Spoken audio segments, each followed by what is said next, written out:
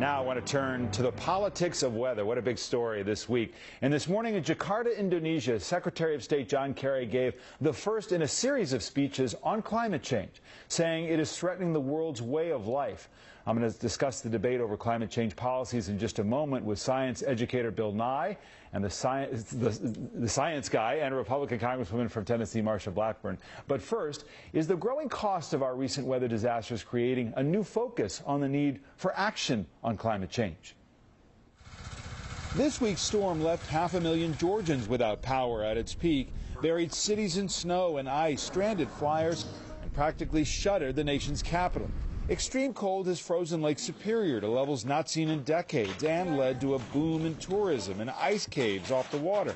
And in California, prolonged drought gripping 90% of the state has parched crops and dried up food supplies for livestock. Is it a natural cycle? Is it due to human interference or human conditions that we have created? That remains open to debate. But there is no doubt the climate is changing. President Obama toured a Fresno farm Friday to tout federal support to address California's water crisis. In his State of the Union speech, he was adamant. The debate is settled. Climate change is a fact. The extreme weather is not limited to the United States. Massive flooding has left large parts of England underwater over the past 2 months. The chief scientist of UK's National Weather Service said all the evidence suggests climate change is to blame. Skeptics say the forecasts of doom and gloom are overblown. After you adjust for the fact that there's so many more people living in so many more places, there's no change in weather-related damages. Bill Nye and MARSHA Blackburn, welcome both of you to Meet the Press. Good to be with you. Thanks, David. Thank you. So here was the Guardian newspaper after all of the flooding in the UK, and here's the headline: climate change is here now. It could lead to global conflict, yet the politicians squabble. In the scientific community, this is not really a debate about whether climate change is real. The consensus is that it is. The majority of those who believe, in fact, that it is caused by humans. There are certainly some in the scientific community who don't believe that's the case and who are skeptical about some of those conclusions. But nevertheless, there is still this level of consensus. My question to begin with both of you is, in this moment of this kind of extreme weather moment, is it creating new urgency to act? Bill Nye, I'll start with you. Well, I would say yeah, and what I've always said, we need to do everything all at once, and this is an opportunity for the United States to innovate, to be the world leader in new technologies. That if you could invent a better battery, a better way to store electricity, you would change the world. And if you were to do that in a way that you could manufacture and export it, you would also do very well financially. Congresswoman, is there new urgency to act? You've heard the president in drought-stricken California saying that these weather emergencies, in effect, are creating the conditions that government has to act. David, I think that what it brings to mind is how we utilize the information that we have. And we all know, and I think that Bill would probably agree with this, neither he nor I are a climate scientist. He is an engineer and actor.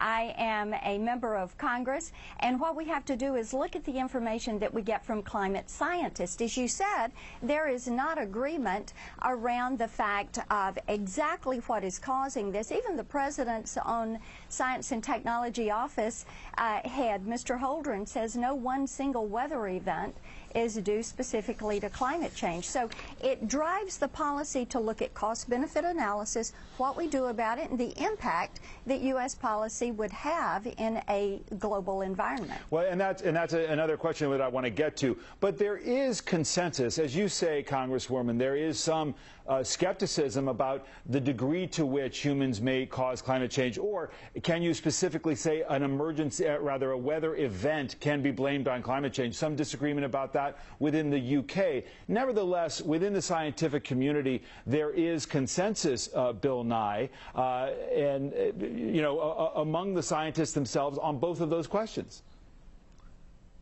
Well, I got to say, once again, what people are doing is introducing the idea that scientific uncertainty, in this case about cold weather events in what we call back east, is the same as uncertainty about the whole idea of climate change.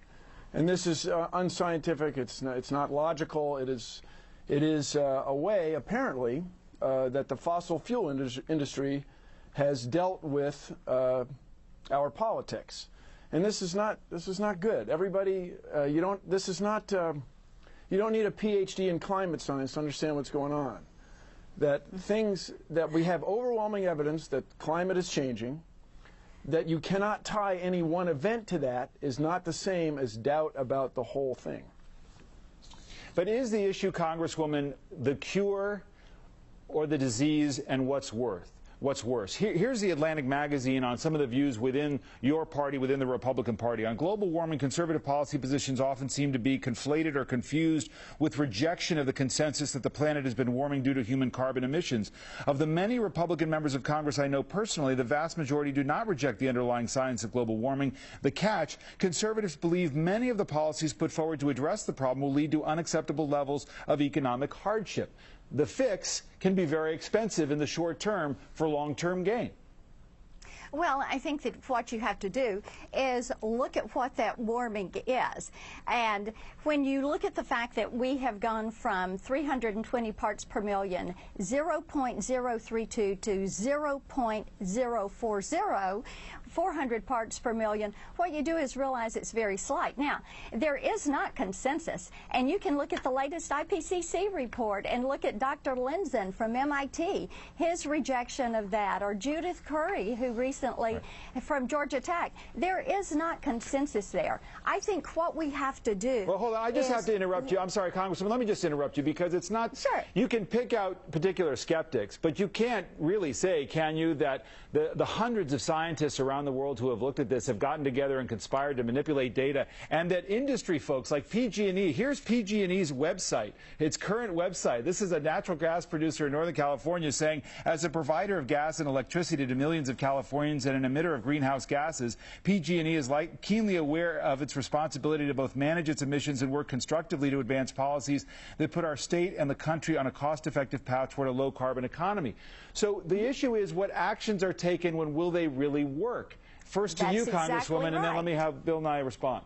You're exactly right. And what you have to do, let's say everything that Bill says is wrong is wrong. Let's just say that. Then you say, what are you going to do about it? What would the policy be? And will that policy have an impact? Now, even Director McCarthy from the EPA, in answering questions from Congressman Pompeo before our committee, said reaching all of the 26 U.S. goals is not going to have an impact globally. And David, what we have to look at is the fact that you don't make good laws, sustainable laws, when you're making them on hypotheses or theories or unproven sciences. Bill Nye? Well, once again, the Congresswoman is trying to introduce doubt, and doubt in the whole idea of climate change. So what I would encourage everybody to do is back up and let's agree on the facts. Would you say that the Antarctic has less ice than it used to? When you asserted, Congresswoman, that a change from 320 to 400 parts per million is insignificant, my goodness, that's 30%. I mean, that's an enormous change, and it's changing the world, and that's just over the last few decades. You go back to 1750 with the invention of the steam engine. I mean, everybody's been over this a lot, but it's gone from 250 to 400. There is no debate in the scientific community. And I can encourage the Congresswoman to really look at the facts. You are our leader. We need you to change things, not deny what's happening. Let me inject this weather point. event. I want to inject this point. This weather event's important. I want to stick to the point about what's going to happen in the future with policy. Yeah. The reality is that something is happening, and whether you're along the East Coast, whether if you look at all the money that was spent on infrastructure after Hurricane Sandy, or you look at flooding, you have state and local governments, Congresswoman, who have to deal with the realities of climate change, and it's expensive. You're very concerned about the future of our debt. There's a lot of cost involved here. How does government responsibly, even where there may be differences on the policy and the cure, respond to the very real-time impacts of weather and a changing climate? That's exactly right, and it is expensive when you look at the cleanup. And David, one of the things that we have to remember is cost-benefit analysis has to take place, and that is something that goes back to a Clinton executive order, and it is required. And it is unfortunate that some of the federal agencies are not conducting that cost-benefit analysis. They're focused on the outcome, and they need, whether it's the EPA, whether it is the science and technology agencies, they need to be doing that cost-benefit analysis. Now, you know, when you look at the social cost of carbon, and there is a lot of ambiguity around that, what you also need to be doing is looking at the benefits of carbon and what that has on increased agriculture production. A lot of good study out there about that, a lot of good scientists and biologists who have done that study. One of the things, Bill Nye, if you look at the polling on this is this issue of what do you do about something that to many people is very important, but for a lot of voters may not feel urgent. Just look at the Pew Research Panel poll from last month, global warming ranking 19th on that list. And yet, environmentalists seem buoyed by the fact that the president, as I've talked to experts in this area, say with executive orders to curb carbon emissions from power plants, will take care of, via executive action, 2/3 of the carbon that's emitted into the atmosphere in the United States. Is that an acceptable solution without political consensus? Well, that will be up to politicians, but certainly the longest journey starts with but a single step. We all have to acknowledge that we have a problem, and I think it would be in everybody's best interest. Now, I was born in the U.S., you know, I'm a patriot and so on. It would be in everybody's best interest to get going, to just do, as I like to say, everything all at once.